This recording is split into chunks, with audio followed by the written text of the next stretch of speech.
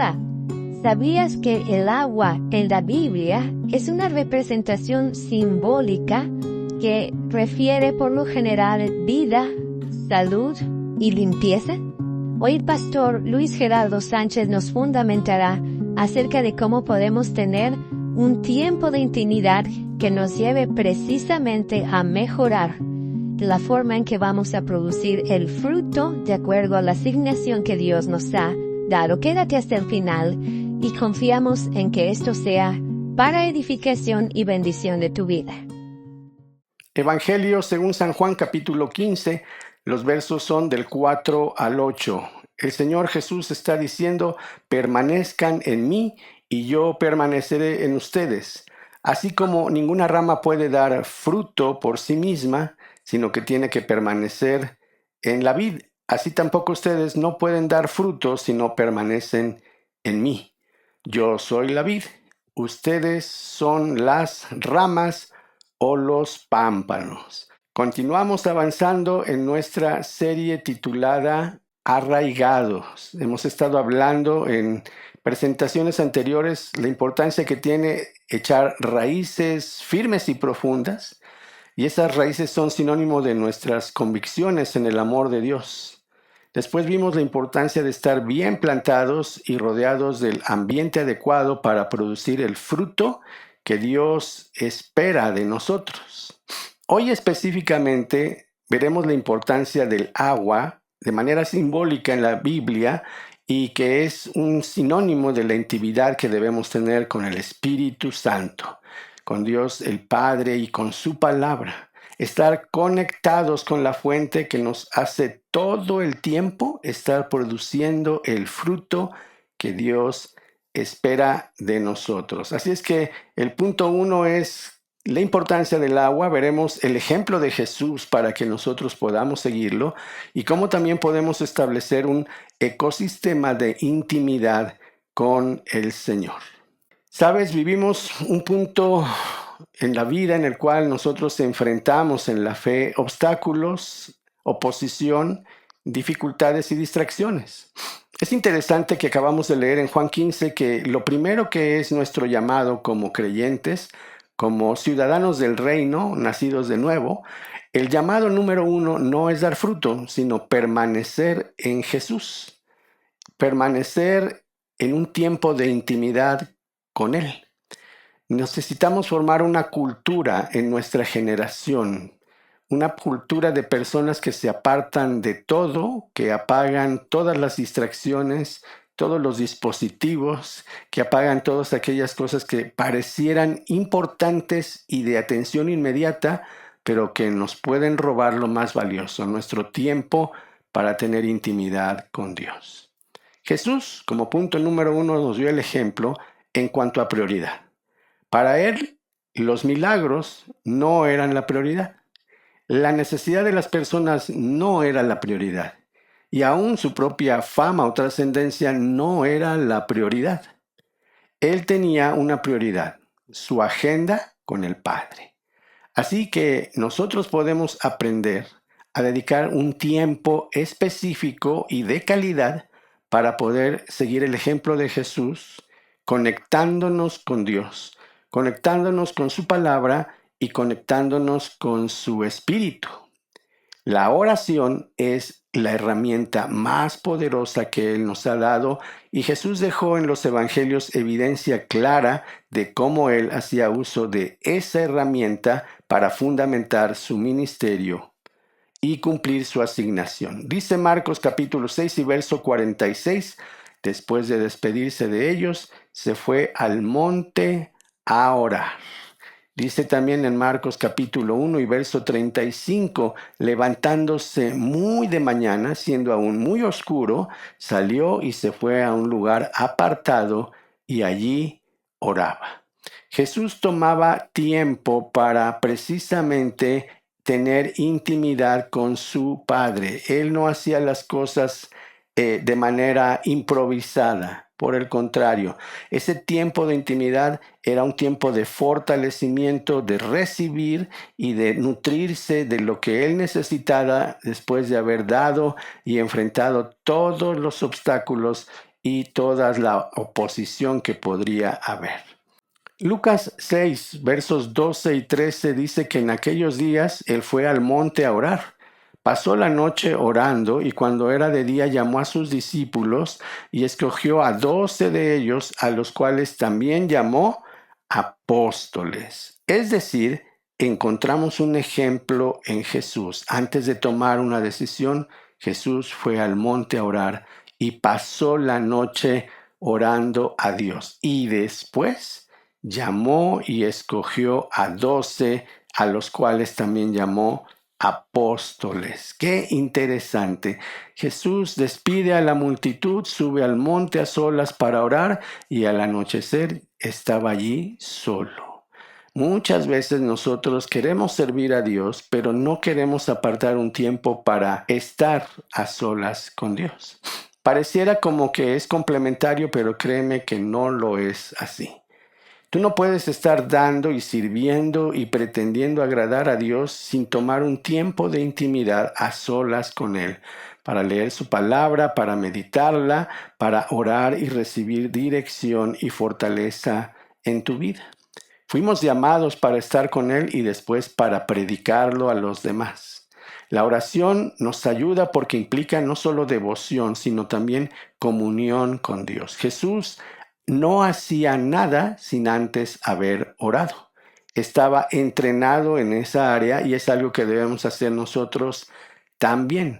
Él se saciaba del agua de vida y entonces hacía prosperar la semilla que Dios le había dado como asignación, que era ser el Salvador del mundo. Tú y yo tenemos también a nuestra disposición el agua de vida que Dios nos ha dado por medio de su palabra y la salvación que experimentamos. Entonces, ¿qué tenemos que hacer? 3 acciones te sugiero para beneficiarnos de esa agua de vida que nos haga prosperar y crecer a la semilla que Dios nos ha dado. Número 1, hay que identificar nuestro potencial, es decir, la semilla que Dios nos ha dado. Debemos saber qué es lo que Dios me ha llamado a hacer. ¿Soy semilla de qué? ¿Ok? Número 2, enfócate en tu esencia, es decir, especialízate. Si Dios te llama para que lo sirvas en las misiones, prepárate. Si Dios te llama para predicar, prepárate y no solamente lo hagas a tu forma, en tus ideas o en tus tiempos.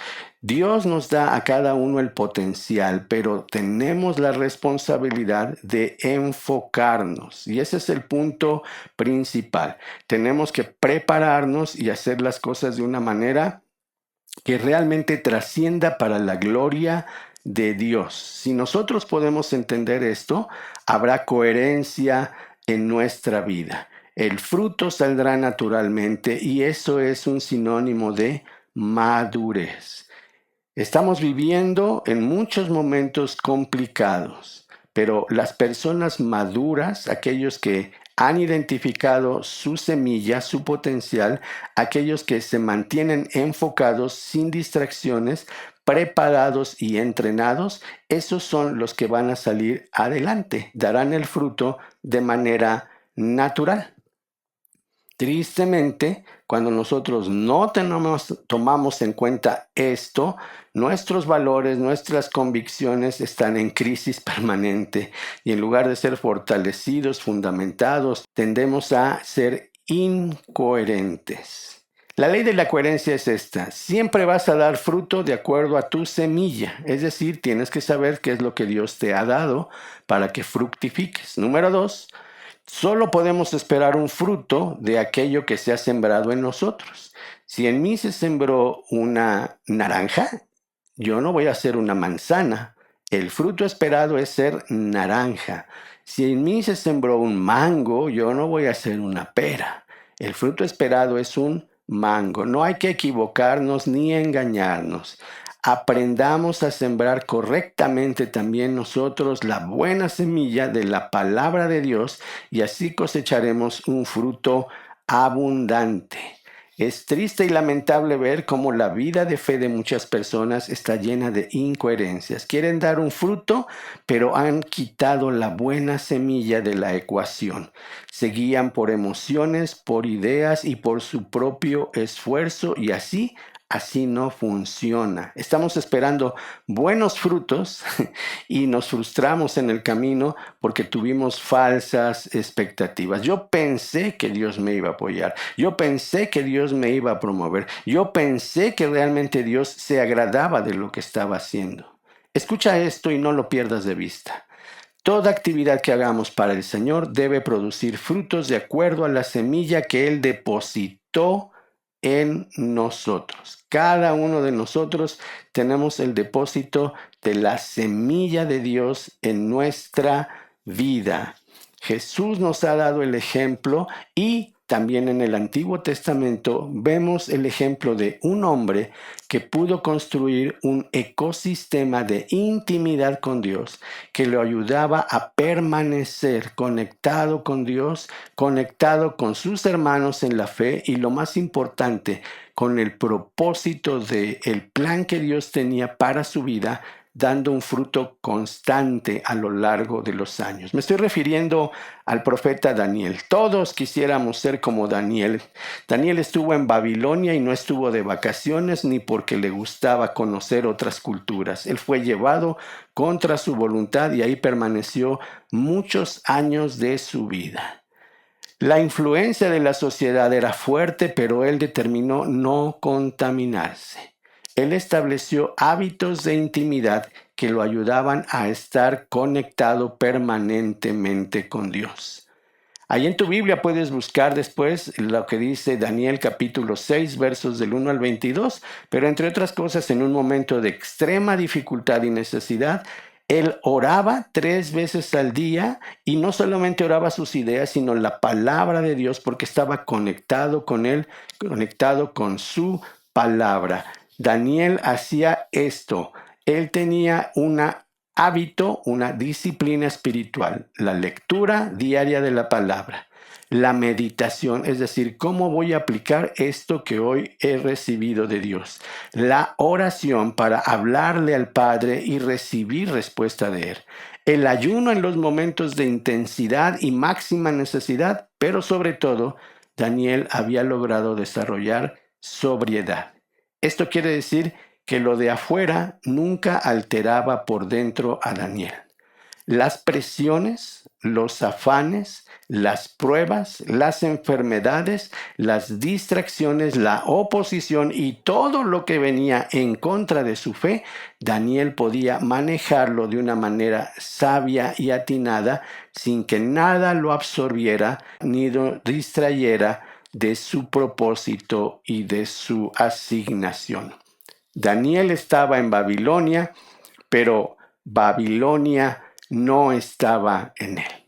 Junto con sus amigos, Daniel oraba, interpretó sueños y pudo dejar en claro la perfecta voluntad del Dios eterno y soberano.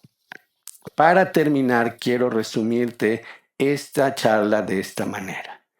Podemos mejorar los procesos que hemos llevado a cabo en nuestra vida en el área de la fe. Podemos revisar siempre la semilla que estamos usando para que produzca el fruto que Dios está esperando de nosotros. No el que nosotros le queramos entregar, el que Dios nos asignó. Número 2, busquemos estar bien plantados en el ambiente adecuado. Forma parte integrante y decidida de tu iglesia local. Súmate a la visión, asiste a las reuniones, permanece en comunión, llama a los demás, ora con los demás, convive con los demás, perdona a los demás, ten paciencia hacia los demás y entrégales el fruto que Dios te ha dado a ti para la edificación que ellos también necesitan por medio de tu asignación. Finalmente, recuerda que el agua de vida que Dios nos ha dado puede no solamente saciar nuestra sed, sino que también el agua hará en ti y en mí ese proceso de limpieza, ese proceso de ayuda para nuestra vida, ese proceso que nos llevará más allá de lo que nosotros tenemos como expectativa. Padre, gracias por la provisión de tu palabra, gracias por la revelación a nuestra vida. Te pedimos que nos ayudes a forjar en nosotros tiempos de intimidad contigo, un ecosistema que nos ayude a tenerte a ti como la prioridad. Hay cosas importantes, pero hay cosas prioritarias. Tú eres lo más prioritario. Tu palabra, tu presencia y tu espíritu son el agua que sacia nuestra sed, la vida que levanta lo que está muriendo, la sanidad que requiere en nuestra enfermedad espiritual y la limpieza de toda impureza que puede estar viniendo a nuestra vida. Te agradecemos tu provisión y oramos porque esto sea revelación para todos los que lo necesitamos, para tu honra y gloria en Cristo Jesús. Amén. Yo te espero en nuestra siguiente misión. Hasta la próxima.